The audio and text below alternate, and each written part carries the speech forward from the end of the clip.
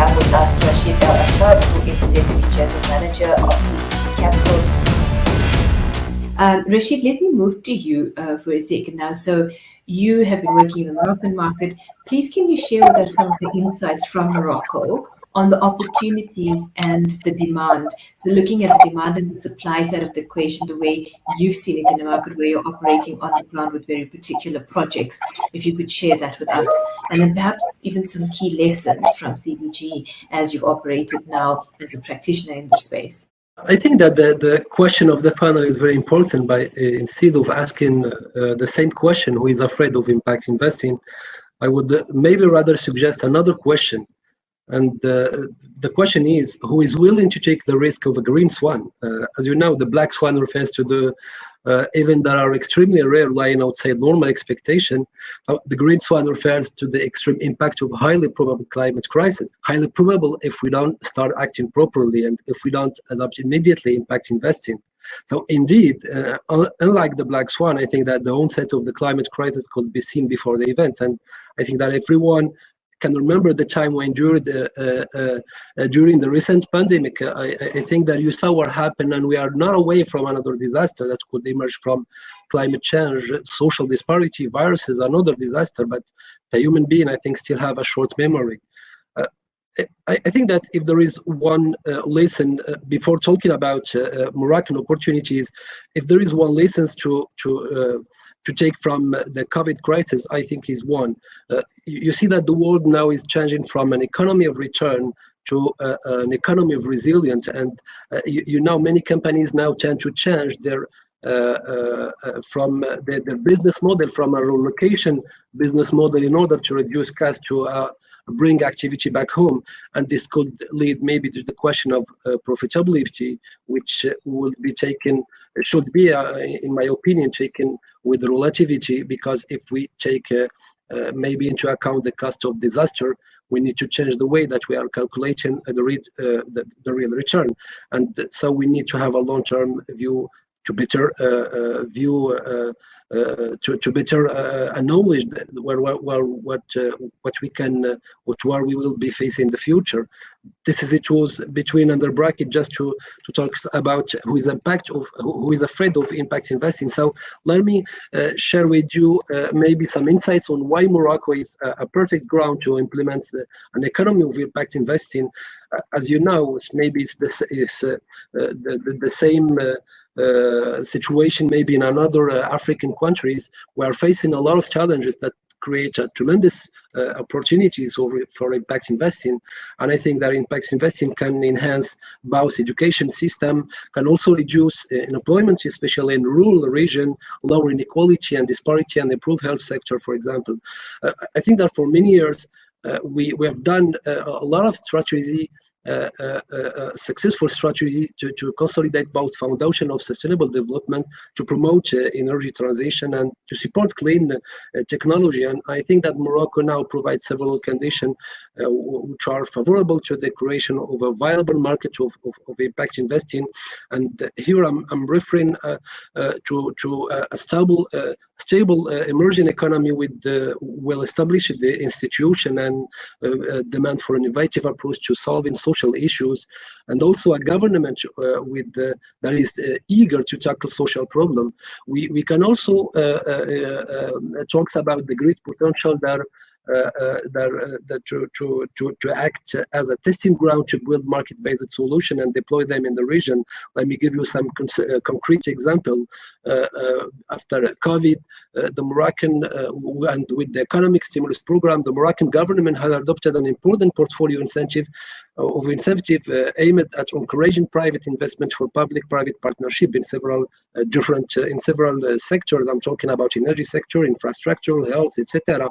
The experience of the green investment in solar energy and the key role of the Moroccan Agency for Solar Energy in enabling country to attract private impact investment for its first large concentrated solar power installation. There is also a tremendous potential for microfinance sector, such as the one who was targeting the rural cooperative, establishing innovative ways to attract external growth capital in the form of debt or equity. I think that will become a very interesting opportunity for the future. and for who is interested in impact investing in this region. I can also talk about the development finance institutions that have played the main role in impact investing, without forgetting the large group of the Moroccan community around the world that invest in their home country, and they could play an additional important role in facilitating the emergence of an impact investing market in Morocco.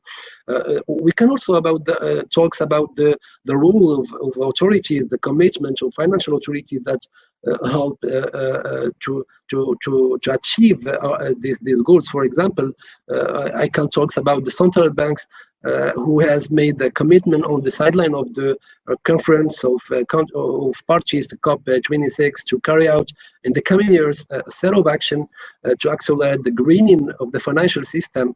And here I'm talking about supporting the development of green credit and financial products by the banking ecosystem and strengthening sustainable investment practice. We can also talk about the Moroccan Capital Market Authority, who developed and issued a green bond guideline for issuers and investors, and later extended the guideline to cover both social and sustainable bonds. And recently, I think he signed an agreement with IFC that help companies enhance their reporting on environment, social and governance practice, with the only aim to better informing the markets about the performance and extra financial risk of issuers. So as an ecosystem, I think that we have a lot of our better ingredients maybe to develop the impact investment. I'm going to talk maybe about CDG as a representative of CDG. As you know, CDG is the leading institutional investor in Morocco in terms of debt and equity, and so sustainable development is a part of our DNA. We intend throughout the years to contribute to the country's development efforts using all of our expertise, our financial resources, also our ability to attract investors. For example, a lot of example in terms of projects, and then maybe I'm just. I will just talk about one of the most compelling projects, which is the Znata Eco-City, that was conceived on the basis of three fundamental pillars of sustainable development, which is the environment, social, and economic, with a real impact on population. Another product that has or will have an impact also, I'm talking about water, access to water, energy, etc. I think that throughout the process of defining our CSR policies, CDG Capital, which is the investment banking of CDG, have integrated ISO 26000 standard as reference framework, and have taken care to question of contribution to the achievement of the 17 nation goals of sustainable development. We're also active member of IGFC, and we work together with members to implement the sustainable development goals and the Paris climate change agreement agenda. And so I think that we position ourselves as a privileged partner of all sectors, public spheres, whether companies, institutions, authorities, or governments body, but with different business units, private equity, asset management. We play an important role to finance the economy, and we try to put ESG criteria in general throughout our process. This is the beginning. I think that we will put it through our whole investment process in different business units. I think that I give some small idea about Moroccan opportunities. Let me just conclude. I think that we have the willingness of government to develop the economy and the involvement of the authorities. We have also opportunities in the public, private institution, and civil society. We can also count on our good partnership with international institutions. I think that we have the necessary ingredient to develop a real economy of impact investing, and maybe the conference and will allow us to have more global vision and to take advantage of what is being done elsewhere, and highlight maybe a most successful experience in Equatorian regions. what types of frameworks and standards, and in brackets the person has TCFD, SASB, UN, SDG, there we go, our acronyms again, does CDG use in its investment process? So do you apply frameworks and standards, and if so, which ones are they? If you could give us some insight on that. As I said before, CDG Capital is a member of IGFC, and IGFC is a group who is aligned with the United Nations SDG goals. But now I think CDG Capital also is a bank, and is under authority of a central bank and Moroccan EMMC, Moroccan Capital Authority, which and I talked about. The central bank that signed a commitment on the COP26, and the central bank now is a member of a huge group, NGFS, and this is a network of central bank that supervisor of greening the financial system. I think that we will use any framework coming from authority in order maybe to reinforce what we have already in the process investment. Rachid and then Neil, could I get your parting thoughts? Look, I think that talking about maybe Morocco, we are really aware of the situation. I think that the market's still concentrated by institutional investors. I think that retail investors still have much. A little bit portion of the market. There is a lot of effort to go through the notion of impact investing.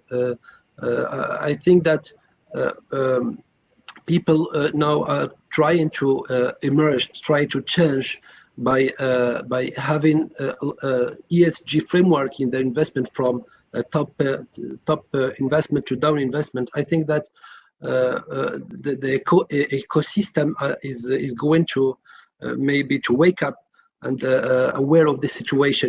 We don't have the choice. I think we should really change our way to how we are acting, how we are investing, and how we are doing how we can do things different.